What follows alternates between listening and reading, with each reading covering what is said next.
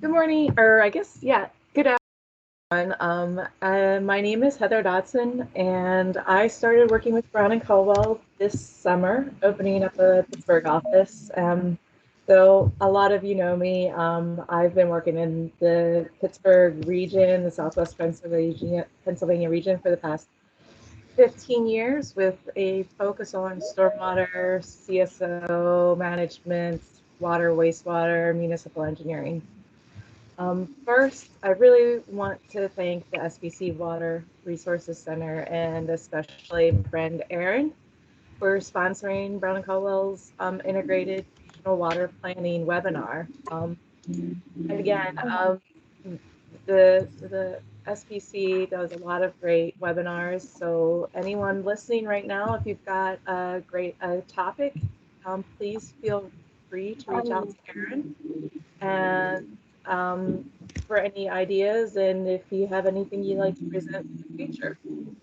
Um, we are exceptionally grateful for this opportunity and this topic, which is vital to the southwestern Pennsylvania region, as we're seeing effects of more intense and frequent rainfall events with the flooding and landslides. I mean, not counting this year, which was dry, but it's definitely getting worse. Just a real brief background on Brown and Caldwell. Our company was established over 70 years ago in Northern California as a water resources firm. Today, we're a 1,500 person firm, still headquartered in California and still focused on water resources, water, wastewater, stormwater, but we've expanded throughout the country and including, closer firms to Pittsburgh, including Cleveland, Columbus, Philadelphia, Boston, and New York. So I'd like to introduce my team. Kirk, I guess we can move on to the next slide. Presenting today is Kirk Westfall. He's Brown and Caldwell's resource leader with nearly 30 years of experience as an engineer and a planner across the United States. Kirk helped craft water management plans, policies, and policies within 28 states, including local, regional, statewide, and integrated policies and water plans. Also presenting is Nathan Foged, a water resources engineer with 20 years of experience. He specializes in hydrology, climate change, and hydraulic modeling of natural and urban systems. And finally, we have Andrew Goldberg. He is a water resources planner in our Boston office with 5 years of experience focusing on stormwater management and water quality and resiliency.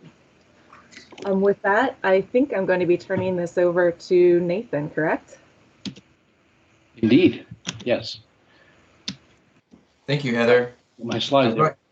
Yeah, why don't you go ahead. So what we're going to talk about today is just briefly touch on integrated water resources planning, what it is, a little bit on the history of it. We'll talk about the common motivations and why it's typically done, but then we'll really get on to some of the examples that we have to share with you and some interesting places and examples where it's been done throughout the country, and we'll hopefully leave plenty of time for questions at the end. Oh, and before we wrap up, we'll also make sure we talk about what types of benefits are seen in these examples and more generally where we do water resource integrated planning and integrated water resources planning.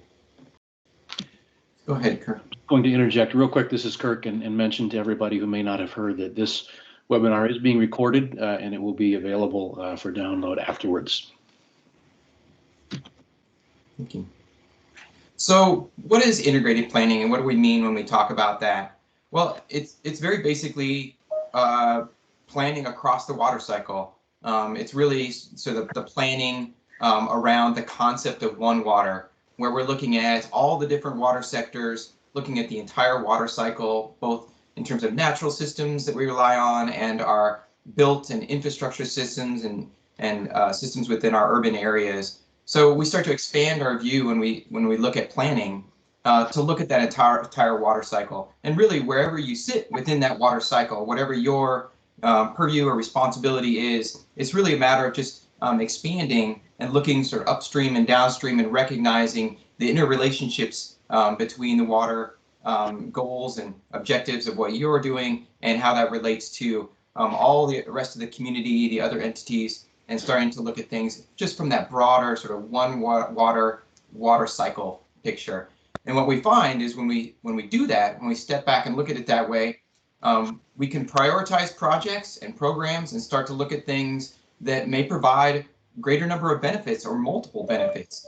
And that's where we can start to bring in additional social and environmental benefits. And we see things where the community at large can benefit more generally. And also it helps to facilitate resilience planning, where some of these really tough challenges that we have, if we sort of expand our definition of the problem, we start to see new opportunities emerge when we look at it in this way.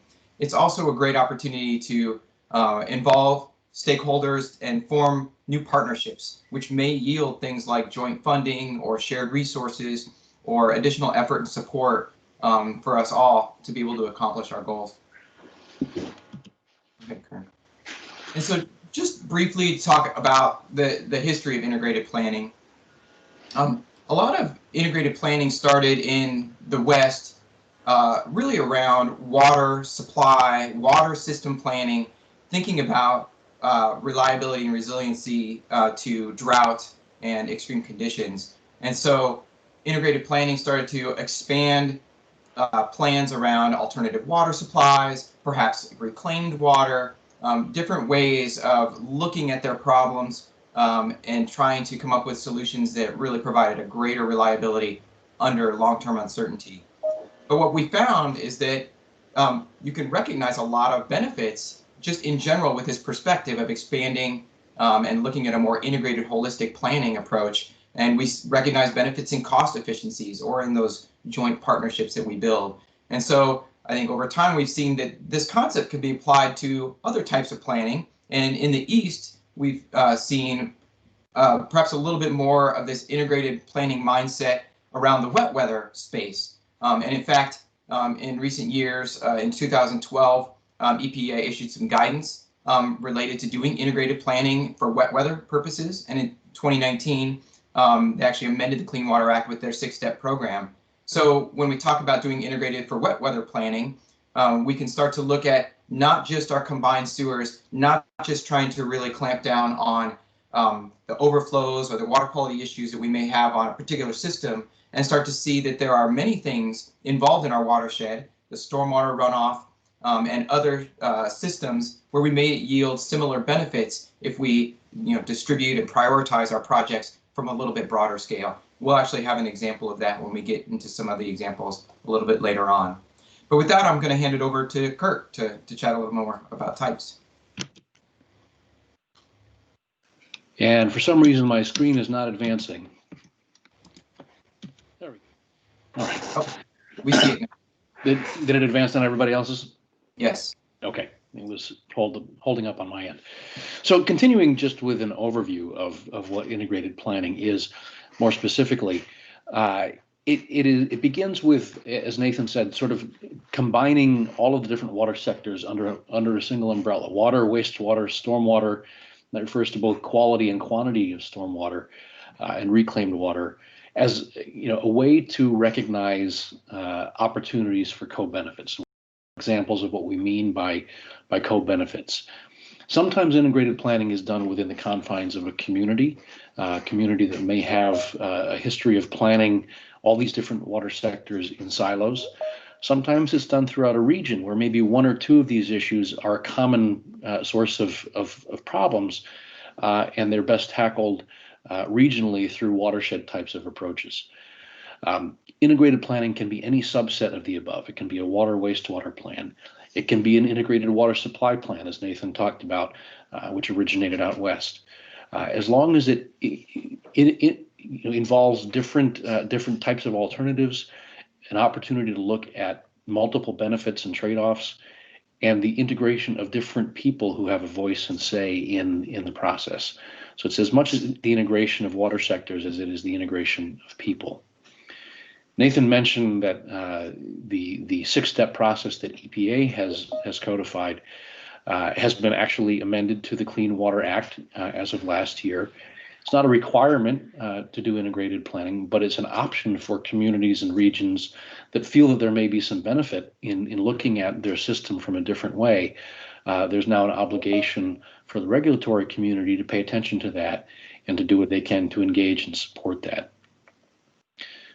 When you scale it different ways, there's also the prospect of regional visioning and establishing priorities, sort of as a precursor to more formal planning.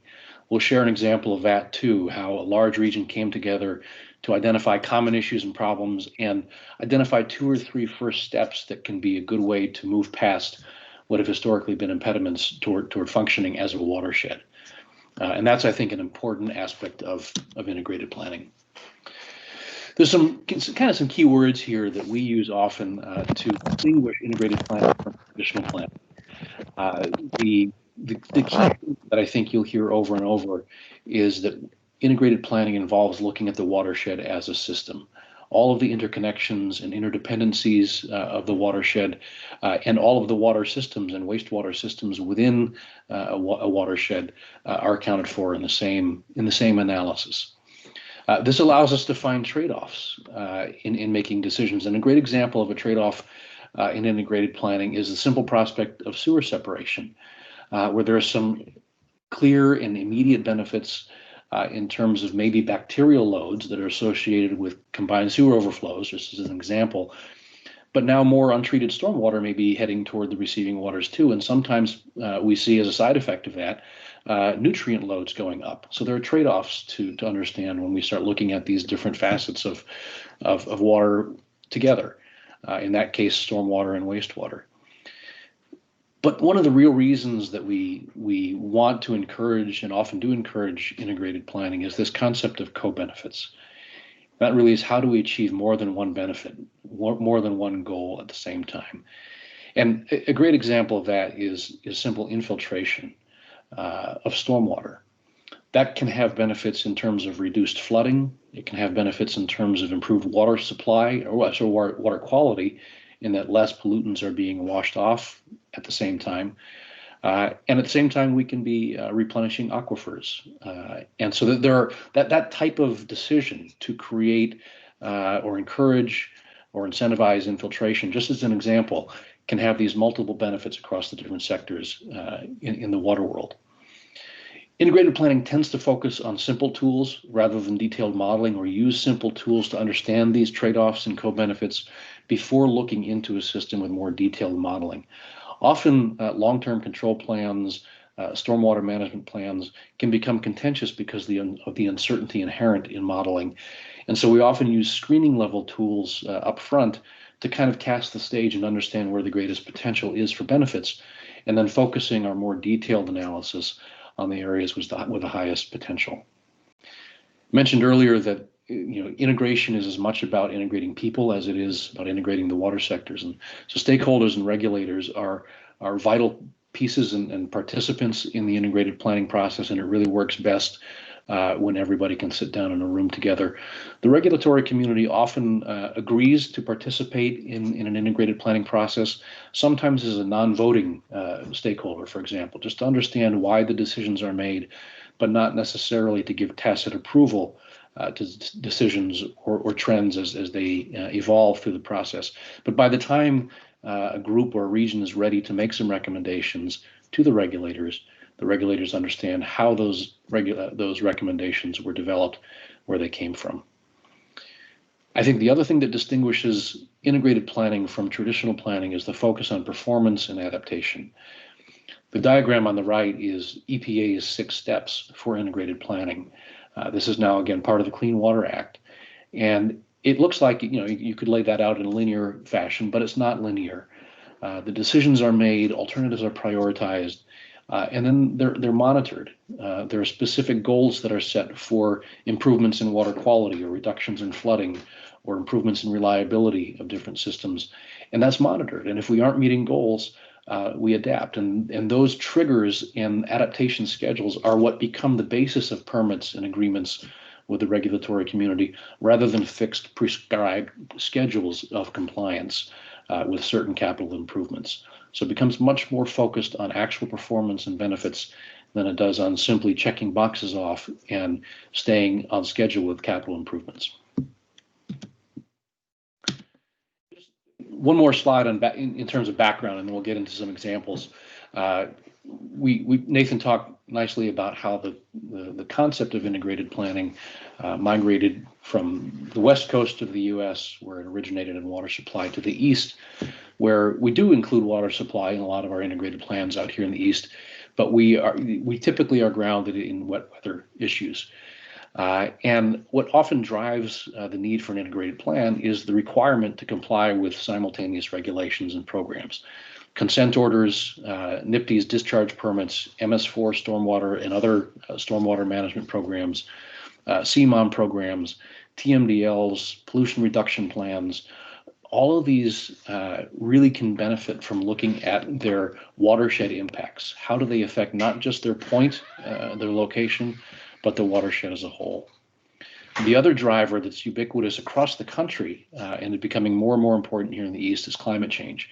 We are seeing projections all through the Northeast of increased annual precipitation that's distributed differently, higher concentrations of precipitation in the spring, the fall, the winter, much less in the summer.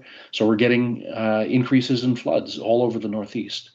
Water quality is being affected by this, especially in the summertime as flows go down.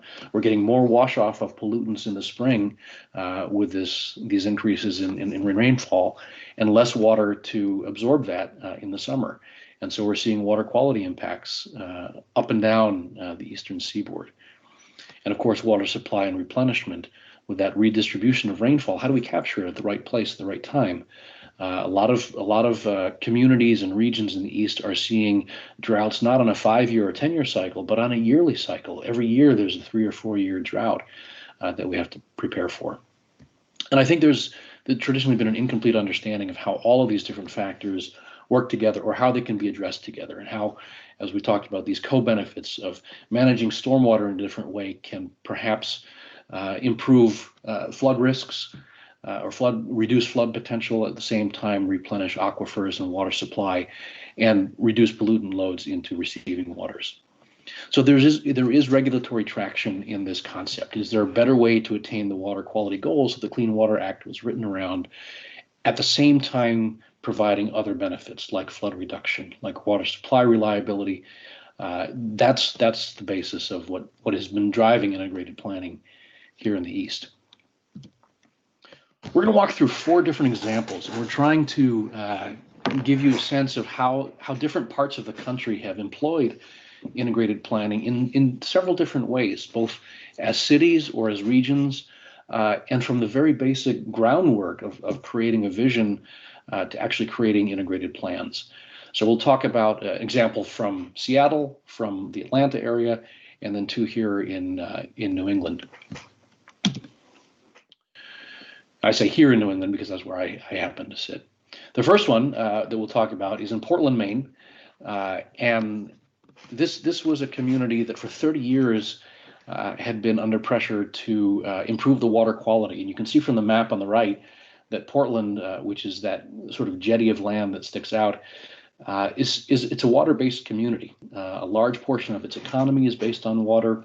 Its recreational space is all based on water, and its water qualities has been significantly impaired by stormwater and by combined sewer overflows. They experience inland flooding a lot, and they're at risk of coastal flooding, certainly, and under pressure from consent orders, from MS4 requirements, from NIPD's permit requirements. They have done a lot of work over 30 years to improve the water quality in and around the city, but they haven't achieved compliance. And that's a very common theme in the East. A lot of improvements have been made, but compliance remains this phantom goal that everybody's chasing. So they decided to do an integrated plan, and they reached out to the EPA and to Maine DEP and got agreement from both of those organizations that an integrated plan was an effective way to consolidate all of their permit requirements, all of their programs, and reprioritize all of the initiatives that they currently had on the table. So it wasn't necessarily coming up with anything new in terms of programs, but it was reprioritizing to achieve benefits more quickly and more uniformly in all of the different water bodies. The thing that I think made this program unique was that there were 14 different stakeholder groups, and they ranged from different departments within the city of Portland to the regional water district, which served the city and I think 14 other communities around the city. They share the infrastructure for wastewater and collection systems and stormwater, and yet it was the city that was performing the study. They're affected by the same types of permits, the same consent decrees, so there was that conflict between city and region that needed to get resolved. There were a lot of people who for years had preconceived ideas of what the solutions were, whether it was green infrastructure or sewer separation at 100%, or large volumes of storage of combined sewage.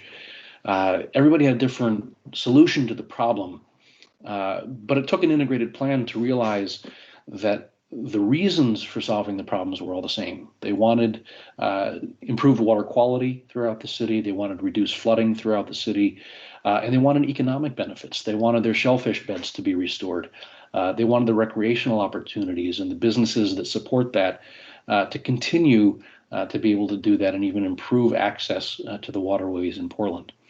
This graph on the right is how we did that. There were over 60 alternatives that they were looking to reprioritize from all of their different programs and plans. And they ranged from sewer separation to green infrastructure to modeling to pet waste policies to policies on fertilization of public land and private land, all these different things that are typically looked at. They also included, I think, one of the most important things, at least here in Portland, was improved maintenance of their collection system and drainage system. And that the increased capacity associated with that had benefits beyond anybody's imagination. But what we did was agree on about 20 different reasons why we were undertaking this process. And everybody ranked those reasons with different importance. You know, many people said that water quality was the most important. Other people said that economic development was most important, things like that. And what this graph shows is the ranking of all 60 alternatives to each individual stakeholder's preference for which goals were the most important. And what this did is it let them see that no matter how they ranked all the goals, there were 7 or 8 alternatives that came out as the highest on the list for everybody, no matter how they ranked their goals. And those 7 programs or 6 programs became the basis, the foundation of the integrated plan. We'll do those first. And they included a green infrastructure program. They included a little bit more CSO storage. They included some select sewer separation projects. And they included some policies on non-point source pollution. So a very broad range of initial priorities that everybody agreed on. Down at the bottom, we saw the same thing. Everybody agreed that no matter how they ranked the goals of the program, there were a handful of alternatives that everybody agreed were very low priorities. So let's put those aside for now. What that did was it gave the city and this region a foundation for 6 things to embark on right now that can make some progress that everybody supports and everybody can advocate with elected officials. It focused the ongoing discussion on these things in the middle. Why is there some disparity there? And that discussion resulted in elevating more alternatives into that green box at the top so that we now had a larger group of high priority alternatives. And it was that focus on the common goals. Everybody agreed on the common goals that allowed them to see that a variety of different solutions all were able to have a common benefit, and in many cases, multiple benefits. To me, that's one of the greatest benefits of integrated planning, is bringing people to that point where they can see that despite the fact they may have different ideas of how to solve a problem, there are lots of ways to solve the problem if the goals can be identified as common. So this was a real success story. This is currently with Maine DEP, but they participated in all of the workshops over the 2.5-year program, and really have tacitly supported this from the beginning.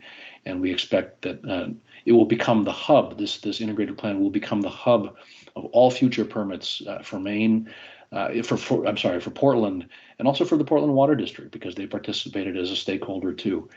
And so future permits will point to this integrated plan and say, this is what you should be doing, this is how you should be adapting, rather than this is the next schedule of capital improvements for you. Nathan will walk us through another example on the other side of the country with Seattle, with some different focuses and different issues. So Nathan, you want to walk us through this one? Yeah, thanks, Kirk. Glad to. And Kirk, I don't know, is it possible for you to move the little thing in the lower right-hand corner? Maybe scooch. That's me. Scooch me. Hey, that's awesome. Is that better? I have a little bit of info on the lower right-hand corner. I didn't want to overlap my big reveal later to come. Okay. Thank you.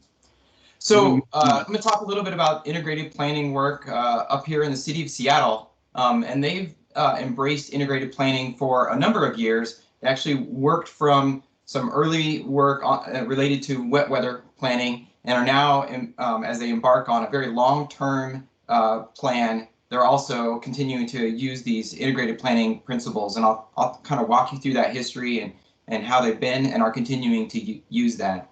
So go ahead, Kirk, if you want to go to the next slide. This one's going to talk about this, some of the first integrated planning that they did a few years back. And this relates to that wet weather integrated planning within the EPA's recommended framework.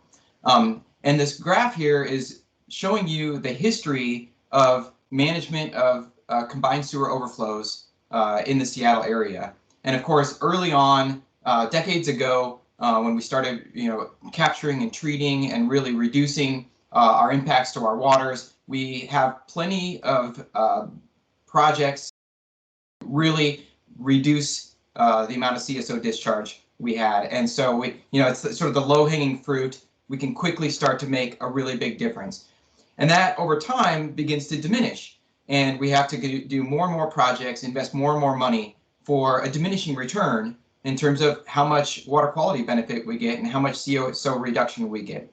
And take us all the way into recent decades, in 2010 and leading into toward 2020, when we're looking at a long-term control plan to meet an EPA consent decree. We're looking at very costly projects to continue to reduce down these CSO overflows. And we find that there could be, and we anticipated that there would be a lot more bang for your buck when you also look at stormwater and don't just focus on the CSO system, but also the stormwater runoff and the broader systems across the city. And so working within EPA's framework, the city of Seattle did an integrated wet weather plan and looked at both combined sewer projects and CSO reductions and projects that would benefit runoff, stormwater runoff and water quality from a stormwater perspective. So Kirk, if you want to hit the thing. So the study found that if we were just continuing to focus on CSO projects, and we aggregated those all together, we could get 50 million gallons per year additional treatment, and this is going to cost us $500 million. But when we now take an integrated planning approach to this, and if you want to hit it, Kirk, and we look at both a combination of CSO projects and stormwater projects, we see the amount of treatment, the amount of benefit in terms of millions of gallons of water treated per year. We can get 3 times as much, and the increase in cost is only 600 million. It's a much smaller, non-proportional increase in the cost. If you hit one more time, Kirk, you can see if I take these numbers and look at the ratio, we're talking about a cost of just CSO projects of $10 per gallon per annual gallon. And if we combine this into both CSO and stormwater projects, now we're looking at $4, a tremendous reduction in terms of what it costs us to get some water quality benefit in terms of reduction to our waters. So that is built into the long-term control plan for Seattle. It's allowed them to either defer or eliminate some of the very costly CSO projects. And in the end, they're going to get more benefit to the Puget Sound and our surrounding waters. So if you want to hit the button, Kirk. And so continuing with this idea of integrated planning, Seattle Public Utilities is now moving into a very long-term, like a 50-year planning horizon timeframe to do additional planning, comprehensive planning.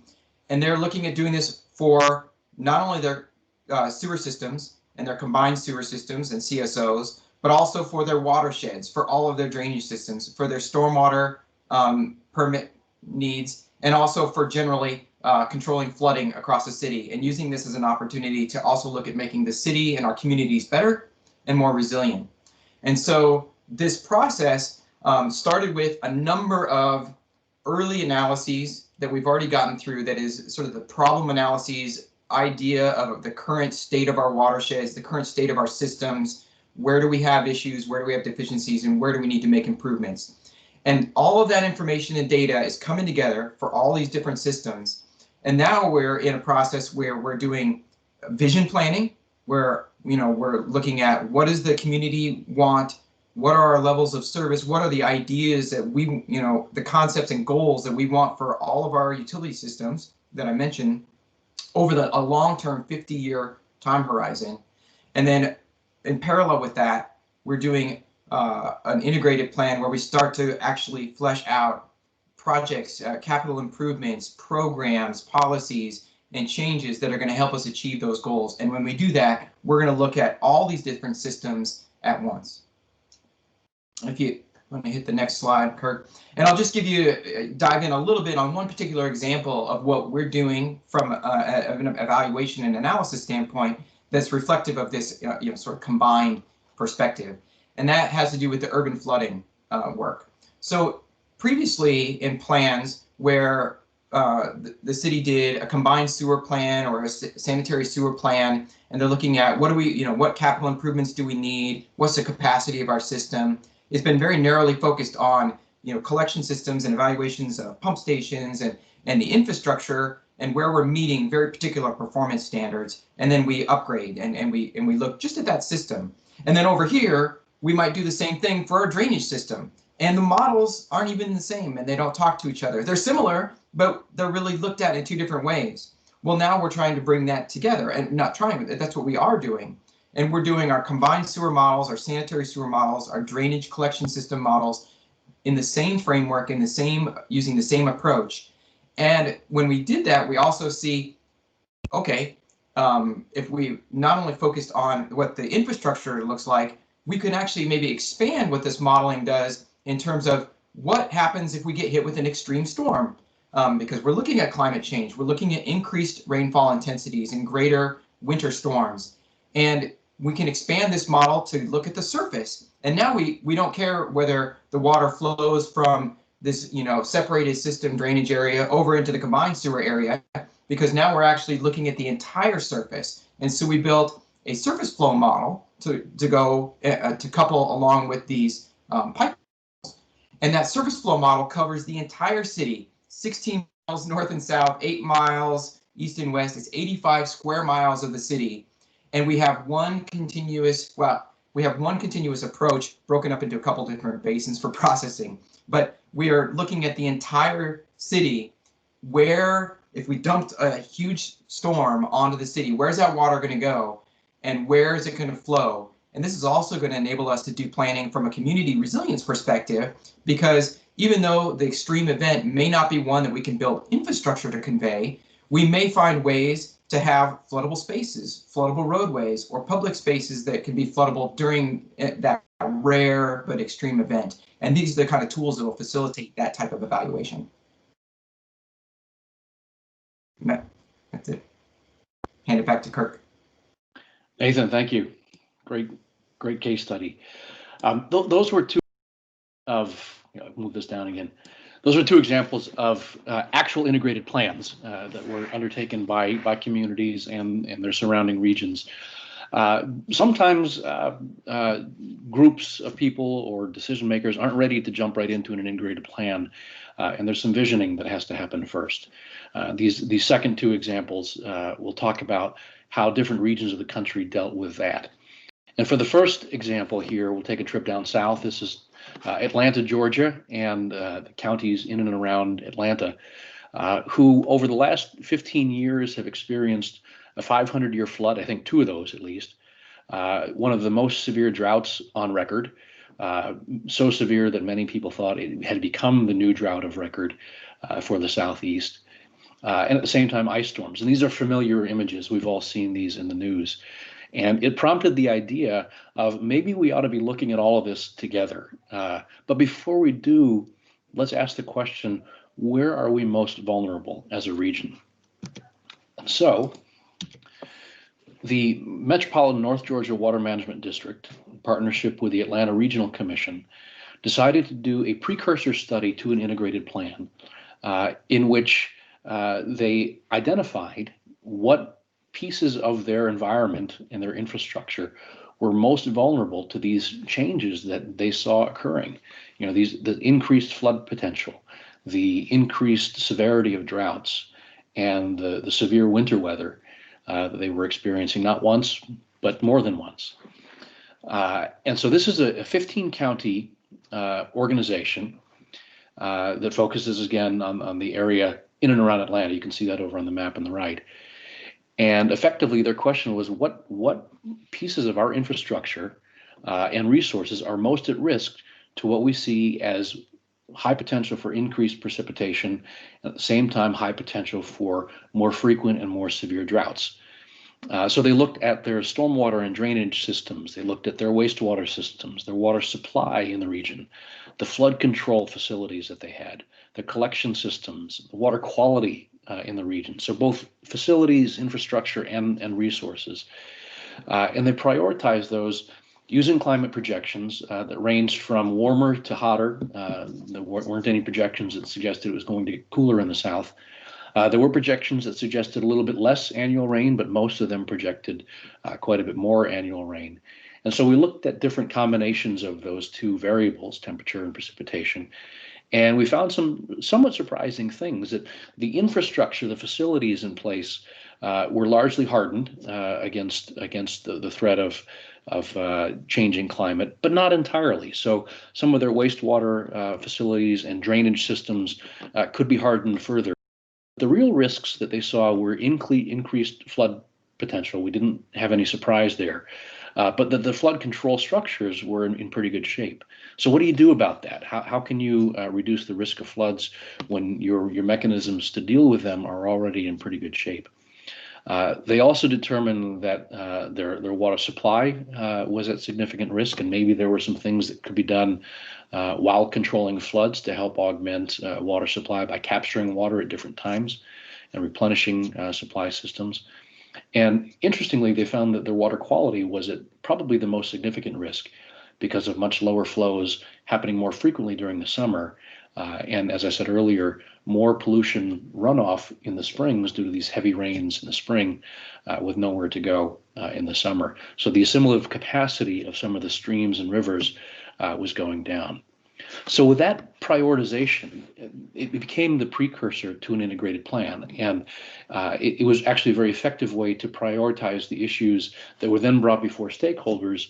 And a very well-rounded regional integrated plan was done with these 15 counties to develop capital improvements and policies to deal with those most pronounced risks, which again were flooding, water supply, and water quality, with a secondary eye on the facilities themselves. What can be done to harden our plants and facilities? What can be done to improve carrying capacity of drainage systems and that sort of thing?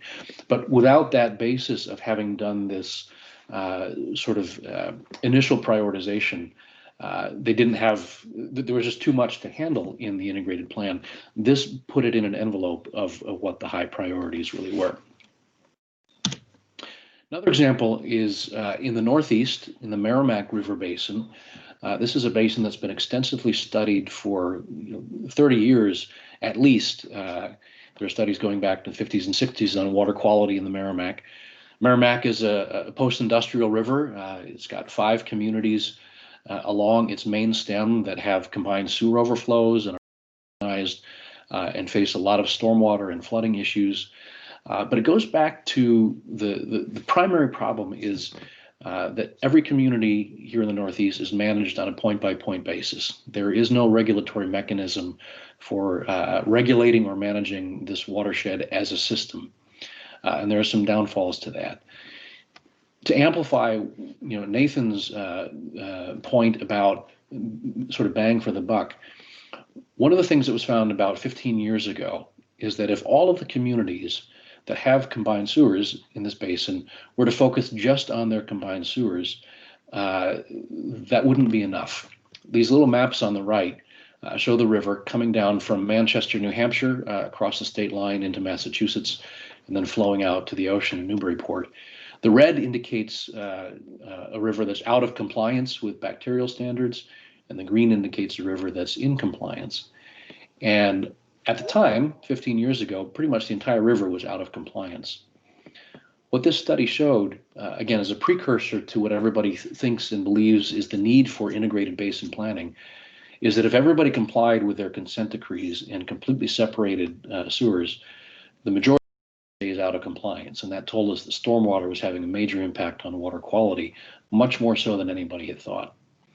At the same time, the graph in the lower left here shows that if only stormwater is managed, we still have a large portion of the river that's not compliant. And that the final piece of this puzzle in the lower right is that it takes managing them both together, in this case CSOs and stormwater, to achieve that water quality compliance. And in doing so, there are a lot of additional benefits to the community. This river flows through, again, 5 sort of post-industrial cities from the Industrial Revolution, and it has served as the basis of a lot of urban renewal, a lot of waterfront property development, boardwalks, commercial areas in the downtown areas, a lot of mills revitalized into office buildings and condos. That water needs to be clean for that to happen. And that was identified early on as a major co-benefit of managing water quality and flood potential. So recognizing that for 30 years there's been a need for some sort of integration in the planning, the communities came together under the leadership of the Merrimack Valley Planning Commission and did a visioning process. And this was just a 4-month process, which included 2 or 3, actually it was 4 stakeholder workshops, the formulation of a technical advisory group with experts from outside of the basin to identify some common goals, and then from those goals, identify some near-term actions. What are some of the first things they can do to overcome the problem of what's holding us back? What's been holding us back for all these years? And without going through all of the goals that are on the left, those were goals that were identified through consensus with a group of stakeholders that included mayors and elected officials, state representatives and senators, utility managers, environmental advocates, directors, executive directors of environmental nonprofits, business groups, chambers of commerce, recreational groups. All of them agreed that these are the goals that really formulate the plan and the vision for the future. And they identified 2 as being 2 of the most potentially impactful in the near term. One was to designate an interstate authority, because so much of the Merrimack is affected by the fact that the regulations in New Hampshire are different than they are in Massachusetts. And compliance in one place doesn't guarantee compliance with the other. And neither state accounts for what happens either upstream or downstream when they implement regulations. So there are some alternatives for an interstate authority that can work on behalf of both states, not with a regulatory purview, but with an orchestration purview. The ability to organize land use measures, non-point source control measures, things like that. And the other action, early action that this group identified as being not only high priority, but something that can be acted on relatively quickly, is consolidating all of the data in the basin, because that's usually the source of contention. One data set will be used against another to lodge a complaint or an appeal in a permit process. And we found over 135 reports on the water quality and the flooding and the economics of the Merrimack Basin as we did this. And so this group said, we need some sort of portal that centralizes this. And if we had that, if we had a centralized data portal, and we had an interstate authority that had some recognized means and purview of orchestrating activities and priorities across state lines, we have the chance of actually managing this river as a basin, which has been a goal for some 30 years. So the value of this visioning process, it was about a 4-month process, as I said, was to identify these 2 near-term steps that can be taken that can really pave the way toward an integrated plan for the Merrimack Basin. And that would satisfy the goals of a lot of different people at a lot of different levels. So again, the first two examples that Nathan and I talked through were actual integrated plans that cities have undertaken under the EPA framework to realize co-benefits and cost savings in their investments. And the second two examples are broader regional issues that began or set the foundation for an integrated plan by doing some of this regional visioning, identifying common goals, some near-term steps, some immediate priorities. And in the case of Georgia, that was the foundation for the integrated plan that went forward and was successful. In the case of the Merrimack, this is where we are today. And we hope that this has created the same kind of foundation that was created in Georgia for eventually a full-scale integrated plan in the Merrimack River Basin. So with that, I'm going to turn it over to Andrew, who will talk about some of the other benefits. Nathan and I have touched on those, but Andrew will close our presentation tonight with a broader discussion of the benefits. Andrew.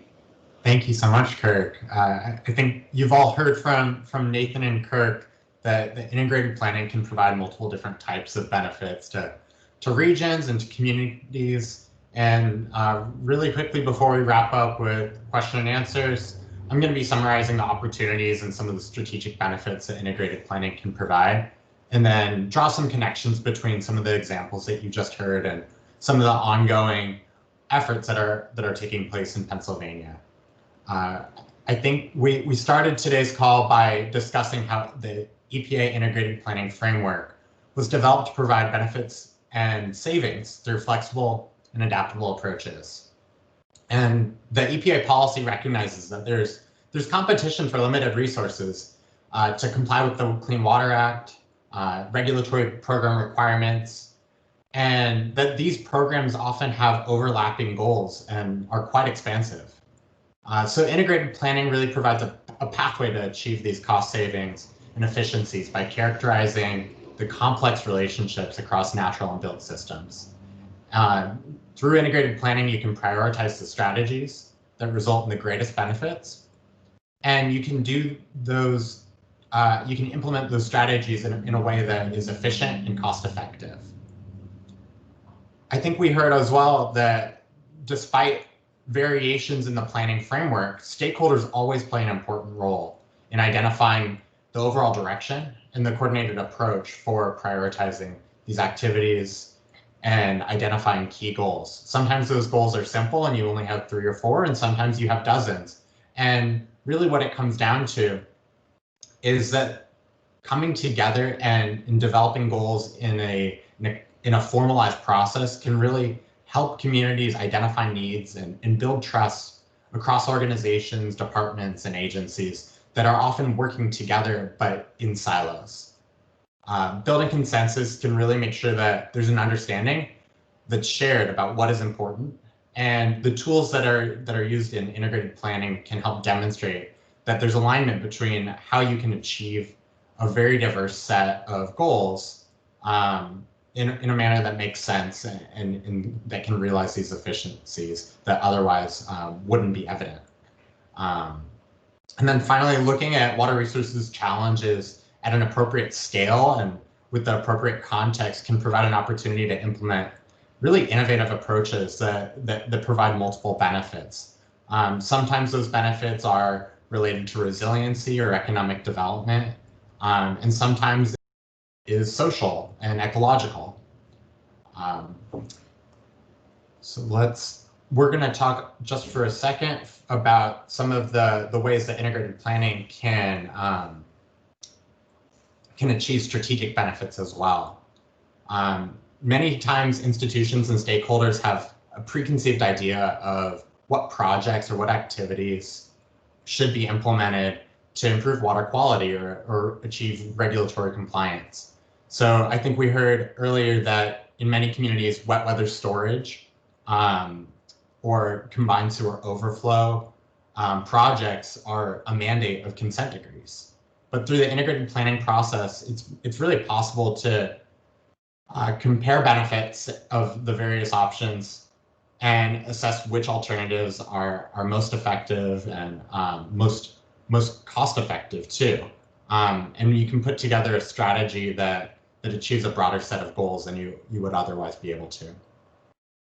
And then developing a clear set of goals early in this process provides a plan that's transparent and defensible, and that all stakeholders can really see value in, even when they're coming at it from different angles, since everyone can see how the recommendations align with their goals. I think you saw that clearly earlier with the chart that Kirk showed you about Portland, where rather than everyone coming in with an idea of what needs to be done, or compliance being a one-way conversation or a prescribed schedule, you can have a discussion about what can take place and why that will align with a broader set of goals. And then finally, integrated planning can be an outcomes-oriented process that provides some flexibility in how you achieve goals sooner and most optimally. A lot of the times, planning is oriented around things that are uncertain. So developing a plan that has off-ramps and strategies to adapt to changing conditions can provide a clear way to achieve these goals and maintain momentum, even when there are challenges in implementation.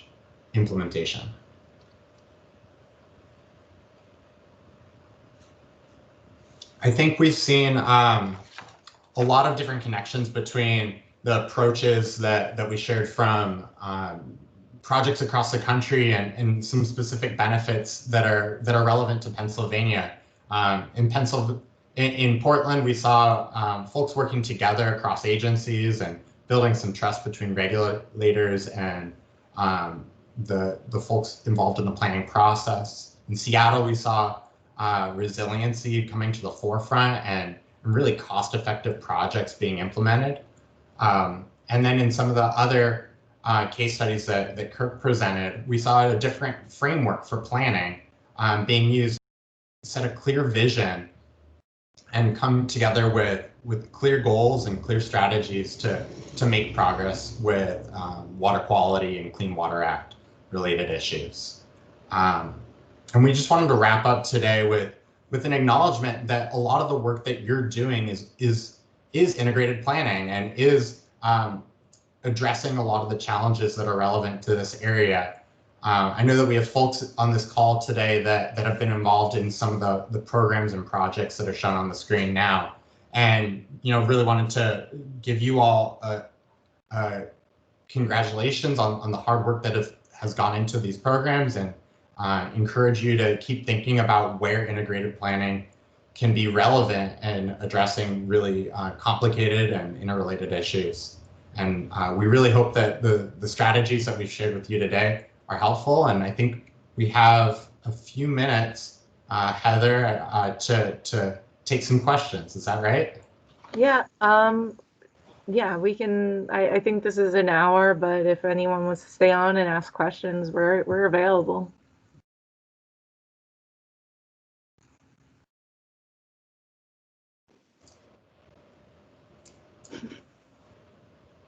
So shy.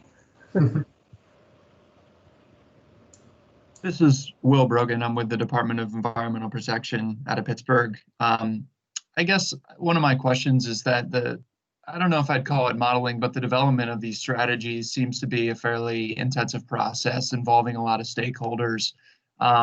Takes a lot of time, takes a lot of meetings, and just, in your experience, where does funding from cities or, counties sort of come from to cover the costs of just the planning alone for developing these integrated strategies?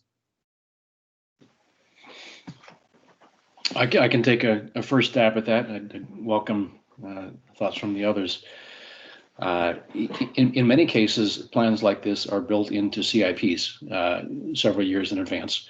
And whether that comes from the general fund or a stormwater fund, there are different ways to do that. One of the difficulties, of course, is the concept of community planning when there is a larger regional entity that's involved and affected by the decisions. And the distribution of funding there can be tricky. But I think one of the benefits here is that when a community or region agrees to embark on an integrated plan like this, the sort of tacit agreement from the regulatory community, in my experience, has been, okay, we've gotten to a certain point, and the purpose now is to renegotiate what we do from here on out. And so let's pause for breath and not suspend all of the activities, but as we reshuffle the priorities, let's take our foot off the gas a little bit in terms of capital spending. And that in itself can be an incentive to reallocate funds that might have gone to a capital project to a plan like this to make sure that future and have more value, as Nathan kind of demonstrated. So a lot of different ways to fund this kind of thing, but sometimes the incentive itself comes from not a deferral, but a temporary pause on some large scale plans in the interest of reshuffling them for more benefit. Nathan, Andrew, I don't know if you have some other thoughts. No, I didn't have much more to add. I think the question came up in the chat about Seattle paying for this approach, and it was taking sort of, in some ways, combining what was allocated to some different planning efforts and pooling that together. It's definitely something it takes a lot of time and effort, but there are also some savings there too. Anyway, if there was opportunity to talk more about Seattle's example and the effort and time and funding, I could follow up with people later on if they'd like. One way to look at it too, another way to say that, Nathan, is it's an investment, right? It's an investment in the hopes that you do achieve those kinds of cost efficiencies of the scale that you identified in Seattle. And in the case of Georgia, the cost efficiencies were identified in the ability to focus on the things that they were most vulnerable against. And so those dollars were ultimately well spent, and it was because of that initial investment in the prioritization. So a lot of different ways to look at the funding and the justification for funding for something like this. Great. Thank you. Thank you.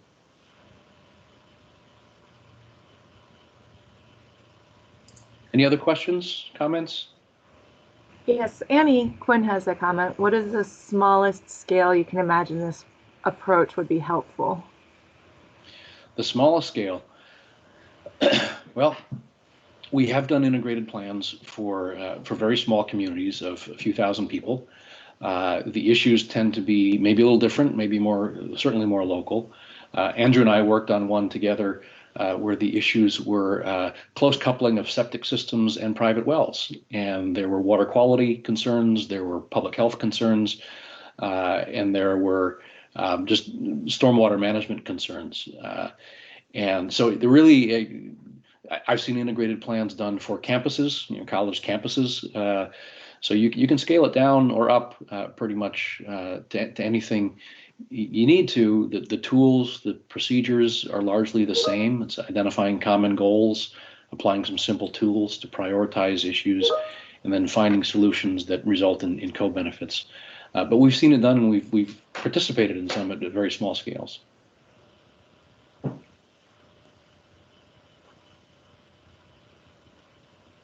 That's actually a very good question, because we talked today largely about big cities and large regions, multiple counties, but it can be done with small towns and even campuses. Yeah, Annie Quinn is with Three Rivers Wet Weather, and she is always full of very good questions. Very impressed. Oftentimes the drivers will dictate how large or small the scale of the program is. And to connect to the prior question, sometimes the drivers also dictate what funding sources are eligible to help move this type of initiative forward. If it's not funded from an internal funding source, that could be a grant that really aligns with the driver of the project or the planning initiative. That's a great point, Andrew. In fact, the example that I was just talking about was a grant-funded program from the state of Massachusetts to a small community that had this issue with close-coupled septics and wells and some severe water quality problems in the receiving water. That was grant-funded through the state of Massachusetts.